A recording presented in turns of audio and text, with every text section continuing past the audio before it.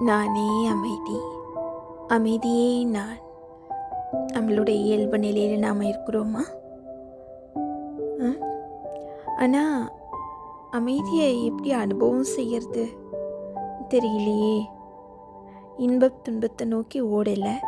Okay, எப்படி அமைதியாக இருந்தால் எப்படி அமைதியாக அனுபவம் பண்ணுறது?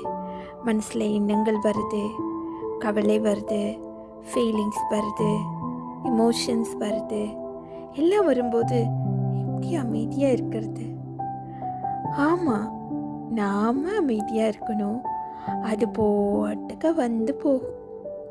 அது நம்ம ஒன்றுமே பண்ண வேணாம். அது ஃப்ரீயாக எப்படி மூச்சு காற்று தானாக உள்ளே போகுது, தானாக வெளியில் வருது.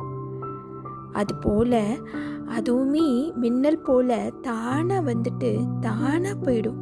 இதை எக்ஸ்பீரியன்ஸ் பண்ணி பார்ப்போமா? வாங்க.